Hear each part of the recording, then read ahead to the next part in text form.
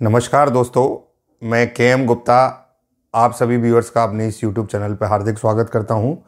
दोस्तों, आज के इस वीडियो में हम अभी हाल ही में राजस्थान कर्मचारी चयन बोर्ड द्वारा निकाली गई एक विज्ञप्ति एलडीसी ग्रेड सेकंड एग्ज़ाम एवं अभी कुछ समय में एक और नई विज्ञप्ति आने वाली है, वो भी राजस्थान कर्मचारी चयन बोर्ड के द्वारा जारी की जाएगी और वो होगी स्टेनोग्राफर एग्ज़ाम के लिए।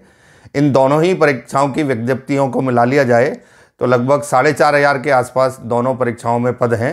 इनमें आप एक ऐसा सब्जेक्ट है जिसके जरिए अपनी सफलता सुनिश्चित कर सकते हैं। इस विषय में, इस मुद्दे पर आज हम इस वीडियो के माध्यम से आपके साथ चर्चा करेंगे और आपको बताएंगे कि जो सब्जेक्ट मैं चर्चा करने जा रहा हूँ, हाँ, आप अच्छी तरह समझ रहे हैं, वो है इंग्लिश, जो दोनों ही विज्ञप्तियों में आपकी सफलता के द्वार खोल सकता है। दोस्तों, सामान्यतः ये होता है कि हम इन दोनों एग्ज़ाम की बात करें, इन दोनों एग्ज़ाम के बाद स्किल टेस्ट होता है, उसमें बहुत एक्सपर्ट होते हैं और बहुत अच्छी स्पीड हमने स्टेनोग्राफी में या टाइपिंग में मेंटेन करके रखी होती है।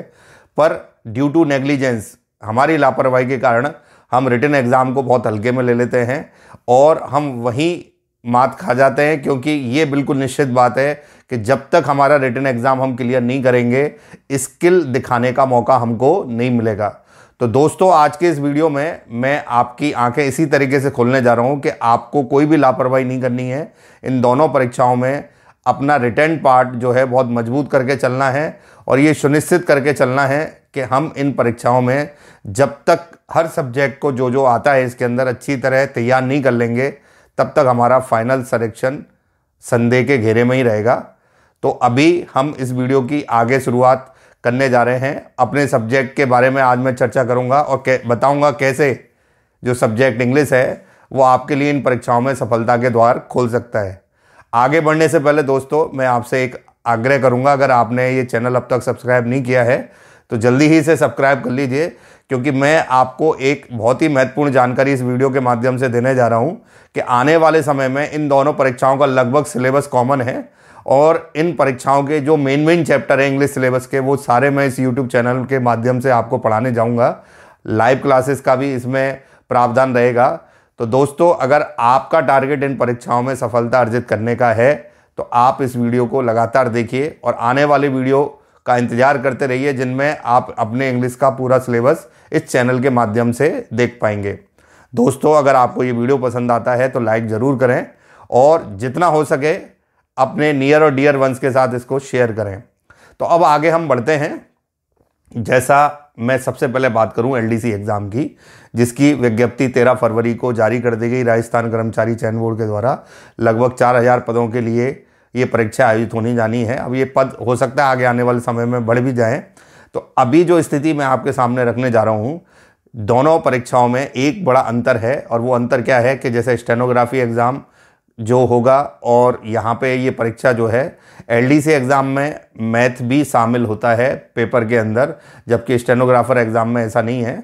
वहाँ पे आपका जीके, हिंदी और इंग्लिश का पोर्शन मिला के आपका रिटन पार्ट पूरा कंप्लीट कर लिया जाता है, जबकि एलडीसी एग्ज़ाम में मैथमेटिक्स का भी रोल होता है।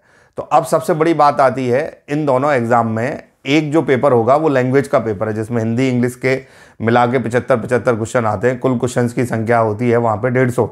तो ऐसी स्थिति में आपको इस पेपर में सबसे ज़्यादा जो दिक्कत आएगी, चूँकि हिंदी वाला सेक्शन मदर टंग के आगे हम हमेशा एक एडवांटेज में होते हैं, क्योंकि कुछ चीज़ें हम बिना पढ़े भी वहाँ पर उत्तर कर सकते हैं।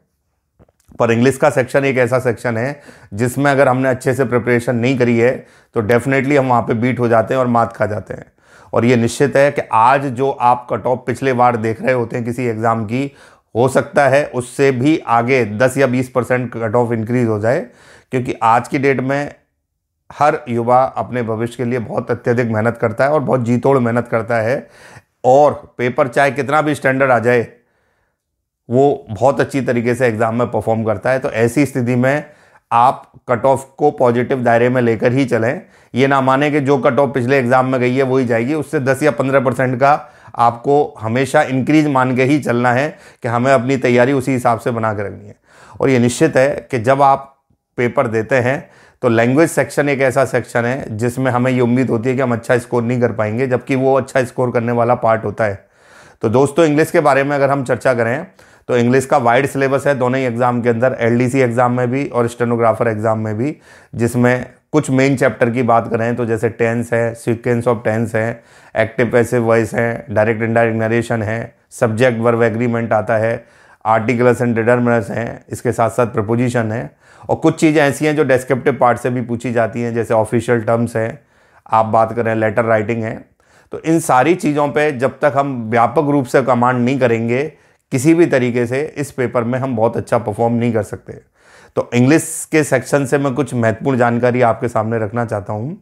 अगर हम पेपर का पूरा एनालिसिस करें और सिलेबस का एनालिसिस करें तो करीब 3 से 4 ऐसे चैप्टर हैं जो पूरे पेपर का वाइड एरिया कवर करते हैं, जिनमें सबसे बड़े 3 पिलर हैं, tenses, passive voice and direct indirect narration. Maximum आपके पेपर का अधिकतम जो पोर्शन है वो 3 चैप्टरों से बनता है। उसके बाद हम इसमें 2-3 चैप्टर और ऐड करते हैं तो सोने पे सुहागा जैसी बात हो जाती है, जिनमें सबसे पहले आता है सब्जेक्ट वर्ब एग्रीमेंट, जो ग्रामर का और हमारे सिलेबस का हम अपनी क्लासेस में पढ़ाते हैं, उसका एक बहुत महत्वपूर्ण पार्ट है। इसके साथ साथ हम आर्टिकल और प्रीपोजिशंस को जोड़ दें।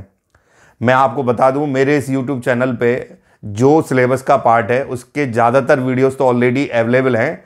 अगर आप में से कोई भी व्यूअर हमारे साथ नया जुड़ा है, कोई भी स्टूडेंट नया जुड़ा है, तो इस चैनल के अंदर प्लेलिस्ट में जाके वो सारे वीडियोस को सर्च कर सकता है। इवन वोकैब का भी जो भी कंसेप्ट आएगा, जैसे वोकैब में आपके एक बहुत महत्वपूर्ण पार्ट लिखा हुआ है कन्फ्यूजिंग वर्ड, और इसके ऊपर मैंने 6 वीडियोज़ की एक सीरीज़ बनाई हुई है और वो बाकायदा प्लेलिस्ट में आपको दी हुई है हमारे चैनल की, तो आप वहाँ जाके उसकी बेहतरीन तैयारी कर सकते हैं। आप में से कई ऐसे व्यूअर्स होंगे जो बहुत दूर बैठे होंगे, मान लीजिए कोचिंग नहीं कर सकते हैं, वो ये चाहते हैं कि हम घर बैठे बैठे तैयारी कर सकें, तो ऐसे स्टूडेंट की मैं भरपूर मदद करूँगा। और भी कई ऐसे मुद्दे जैसा मैं आपको अश्योर कर चुका हूँ कि आने वाले समय में इन दोनों एग्ज़ाम के लिए इंग्लिश का आप पूरा सेक्शन मेरे इस चैनल के माध्यम से भी पढ़ सकते हैं। दोस्तों साथ ही मैं आपको बता दूं, हम अपनी ऑफलाइन क्लासेस भी चलाते हैं, जिसके अंदर अगर आपको लगता है कि अंग्रेजी में हम बहुत अच्छा परफॉर्म करना चाहते हैं तो वो आप वहां पे आके ज्वाइन भी कर सकते हैं। उसके बारे में ज़्यादा जानकारी हम आपको डिस्क्रिप्शन में दे देंगे। साथ ही हमारा एक ऐप भी है, उस ऐप पे भी हमने इन दोनों एग्ज़ाम को लेके कोर्स लॉन्चेस कर दिए हैं। उस ऐप का लिंक भी हम आपको इस डिस्क्रिप्शन के माध्यम से दे देंगे। तो इसमें जैसी आपको सहूलियत लगती है कि भाई मुझे किस तरीके की तैयारी करनी है, ये आपके ऊपर डिपेंड करता है कि मेरा लेवल क्या है। कुछ बच्चे ऐसे होते हैं जो बहुत कम से बहुत कुछ बना लेते हैं, और कुछ बच्चे होते हैं जिनको बहुत कम बनाने के लिए भी बहुत पढ़ने की ज़रूरत होती है। तो ऐसे में तो आपकी ऑफलाइन क्लासेस ही मदद कर सकती हैं। बाकी मैक्सिमम जितना भी कंटेंट अंग्रेजी से जुड़ा हुआ है वो मैं इन वीडियोज़ के माध्यम से आपको डिलीवर करूँगा आने वाले समय में। जो सबसे बड़ी बात मैं आपके सामने रख रहा हूँ कि आप एक स्ट्रेटजी बनाइए कि मुझे इतने नंबर के लिए टारगेट लेके चलना है, ये नंबर मुझे किसी भी हालत में लाने हैं। क्योंकि जब रिटन एग्ज़ाम का रिजल्ट आता है तो सबसे ज़्यादा निराशा तभी होती है जब हमारा उसमें सिलेक्शन नहीं होता है और हम आगे की तैयारी बहुत अच्छी करके बैठे हैं।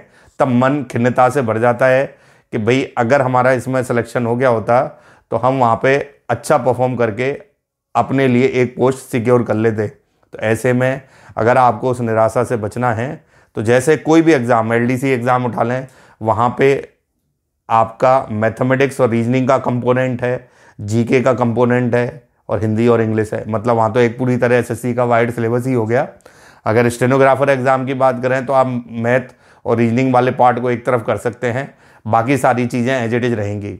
इन दोनों एग्ज़ाम में एक जो मुख्य कंटेंट आपको मैंने बताया इंग्लिश है, वो 75 क्वेश्चन की संख्या में मौजूद रहता है।